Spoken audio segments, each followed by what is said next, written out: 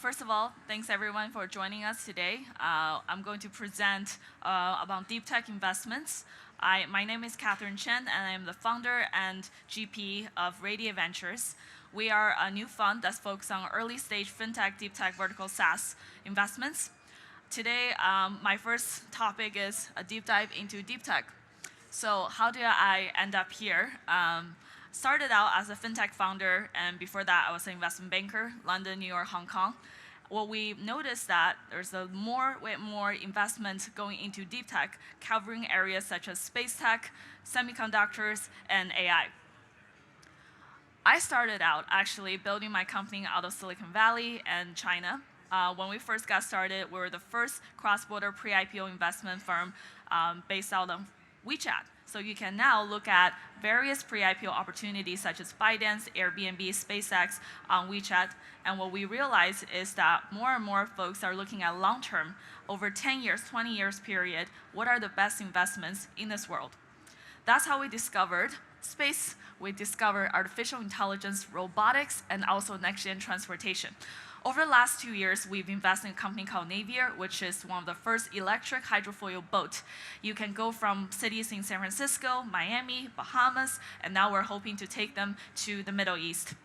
What Navier has accomplished is to build this first electric vehicle that helps you fly over the water. In congested cities such as Miami, San Francisco, it would take you hours to go from one side of the island to another. How do we find a new technology that can really change transportation for the masses? Secondly, we also have invested in a company that basically now is producing a new generation 8-nanometer chip that hopefully will power the demand for the next generation generative AI chips.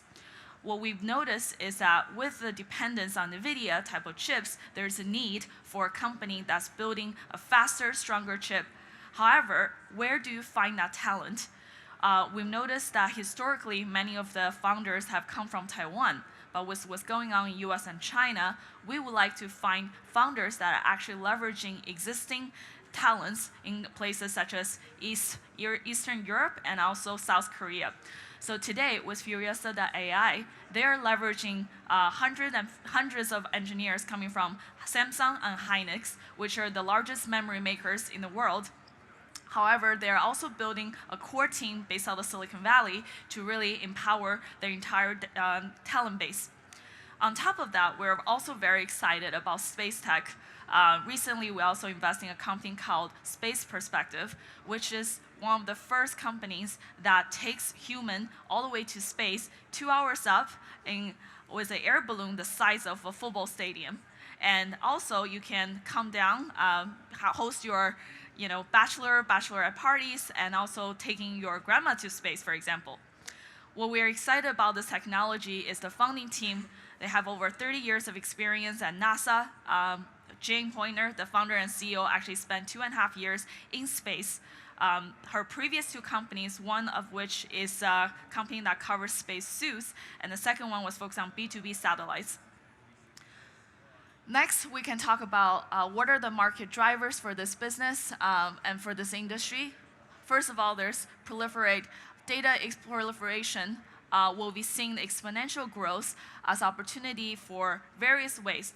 To give you a sense, in the domain of voice.ai, we have seen companies such as Modulate. What they've done is automatically detect deepfakes, companies that create artificial voices, bad actors in the internet. How do you modulate companies that are, for example, on Discord, Meta? What are the good and bad players, and how do you help parental control?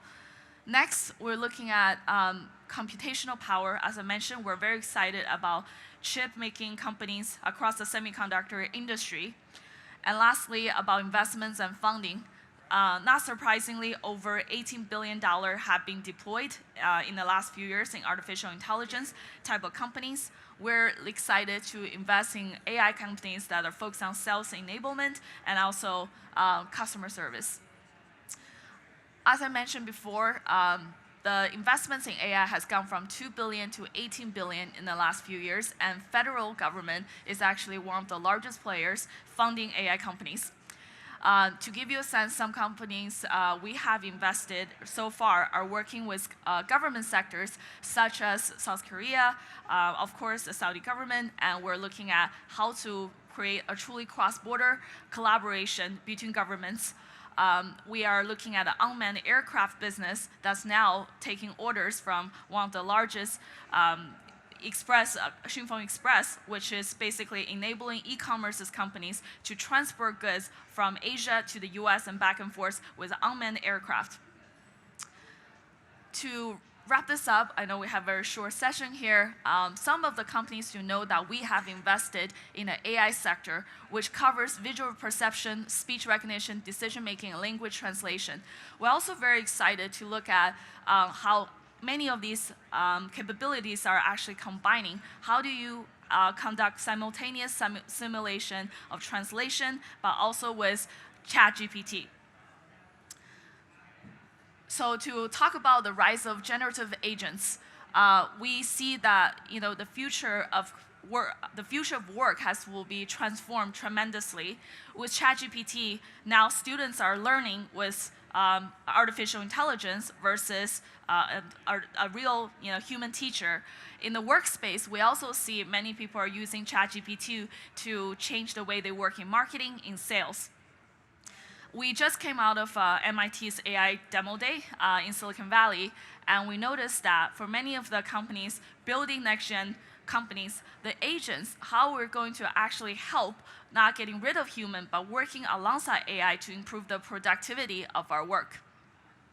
To give you a sense, some of the companies that we're very excited and also co-investing with some of the largest AI-focused deep tech companies. We're looking at businesses that, number one, utilizes ChatGPT in every aspect of life. In learning, we have seen with Khan Academy, many of you probably know about, they have millions of users learning how to solve math equations.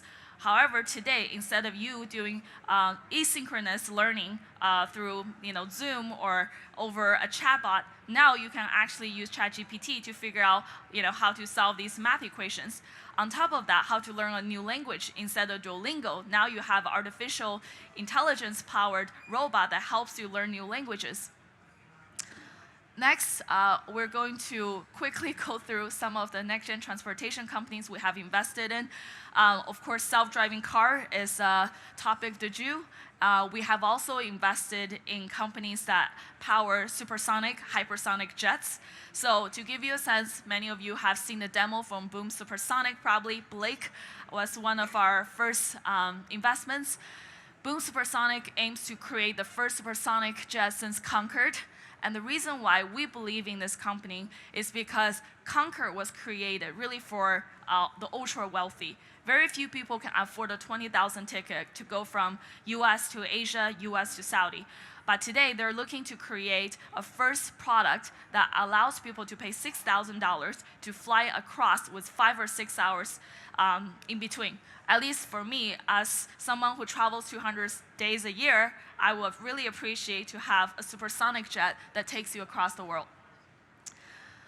Next, we also look at every other aspect of space travel. For example, I mentioned about space perspective, but many of the investments we're looking at actually is creating a new supply chain for space. So we look at one company called Phase 4. What they've done is using a new material, iodine, as really the nanomaterial for the thruster, which powers the engine in creating satellite businesses. So what's going on with the Ukraine war is actually very difficult to secure the type of natural resource required to create the thruster for the satellites. So they've discovered, instead of sourcing these products from China and Ukraine, they've now found evident and abundant iodine in states in America, where they can create now a new type of engine that empowers space and satellite. I know we're running out of time, so I'm going to leave this part for a Q&A. If there's any questions, please raise your hand.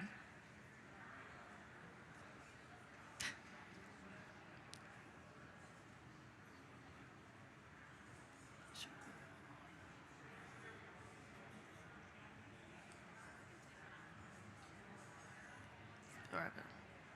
Okay, well, thanks for everyone for having me here. Very glad to be here. Thanks very much.